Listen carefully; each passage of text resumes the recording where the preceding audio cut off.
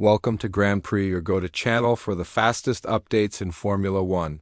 We've got 3 hot stories for you, so make sure to subscribe and hit the notification bell to stay ahead of the pack. Let's get started. The Saudi Arabian Grand Prix has just finished with Oscar Piastri taking a super exciting victory, while Max Verstappen, who started from the best position, dropped to second place after getting a 5-second penalty on the very first lap. If you want a full recap of everything that went down on track, don't forget to check out our detailed race summary, now available on the Grand Prix channel. You'll find the full breakdown and plenty of room to share your thoughts in the comments. Now let's dive deeper into the incident that changed the course of the race. Verstappen's penalty. The decision by the race judges happened because of a lap 1 battle between Verstappen and Piastri. The two were side by side when Verstappen ran wide off track but came back ahead of the McLaren driver without giving the position back, a move that immediately made people raise their eyebrows. Was the penalty fair? That's the question that has split fans and experts. According to the judges, Verstappen got a lasting advantage by leaving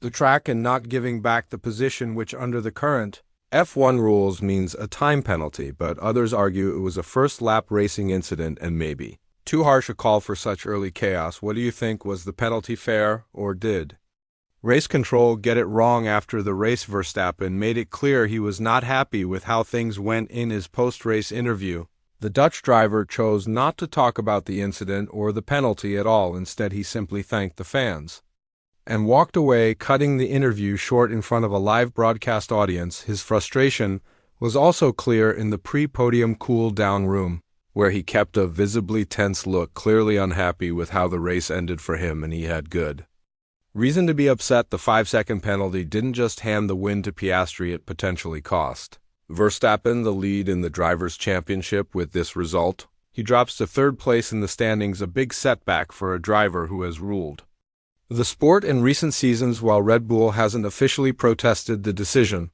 internal tension is clearly brewing. Verstappen's camp, including his manager and inner circle, have reportedly voiced their unhappiness behind the scenes. It's another chapter in what's becoming a season full of unpredictability, rule interpretations, and fierce rivalries at the front of the grid. As for Piastri, his win in Jeddah marks a defining moment in his career, proving that he can go wheel to wheel with the best and come out on top, especially under pressure and in controversial circumstances.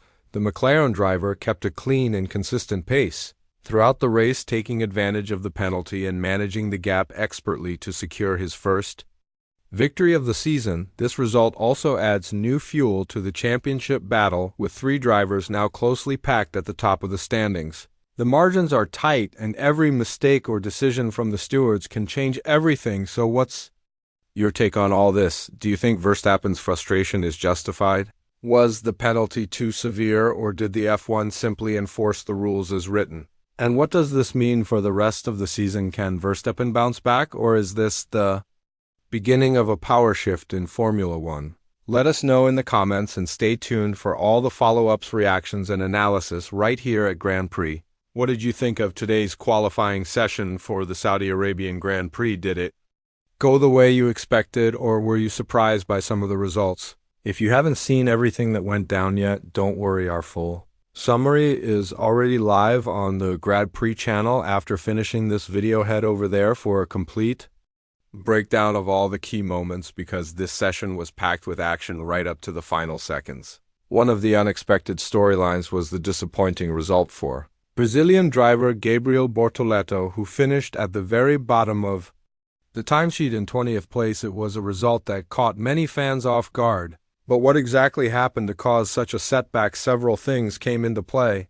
During Q1, Bortoleto ran into a series of issues, starting with an unusual incident. He hit a plastic bag on one of his flying laps. The bag got stuck to the car, and only after returning to the pits was it removed by his team. That affected the aerodynamics and handling, costing him precious time and stability on the track. In addition to that, Bortoleto had asked for a front wing adjustment between his flying laps because he wasn't feeling entirely confident with the car's balance. However, the team decided not to make the change. This meant that he went out for his final push lap with a setup that he already felt was off, further limiting his ability to compete at his best. Moreover, There was a significant equipment gap between Bortoleto and his teammate Nico Hülkenberg, while Hülkenberg got a new aerodynamic kit specifically adapted for the challenging layout of the Jeddah Street circuit. Bortoleto had to settle for the older spec configuration already available that alone placed him at a disadvantage.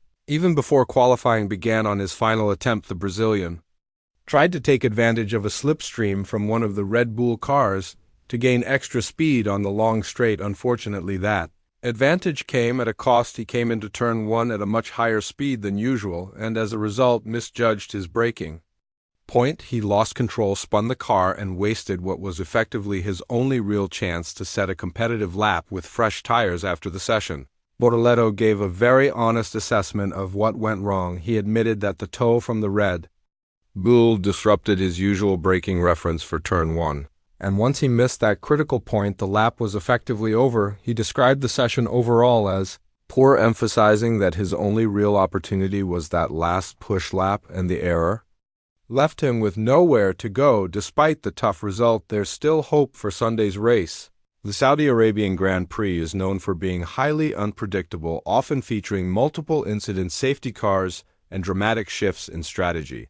Bortoleto maybe starting from the back, but smart decisions on pit stops and a bit of luck could still help him climb the order and walk away with a respectable finish. So what are your expectations for Gabriel Bortoleto heading into Sunday's race? Do you think he'll be able to bounce back and deliver a strong performance despite the difficult start to his weekend?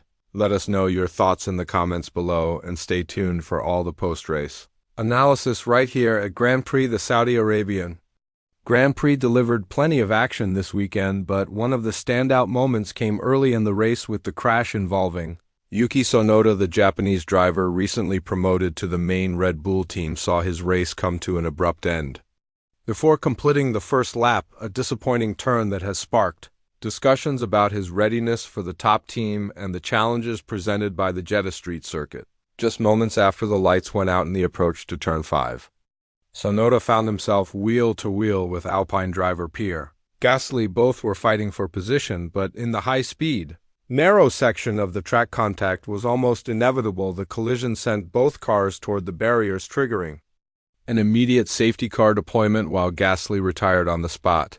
Tsunoda managed to nurse his damaged car back to the pits only for the team to assess structural damage that forced his retirement from the race before the end of the opening lap. After the incident, both drivers described the collision as a racing incident. Tsunoda explained that he believed there was enough space and tried to navigate the corner cleanly, but was caught off guard by Gasly's move on the outside. Gasly in turn stated that he had committed to the corner and there was enough room for both drivers to make it through.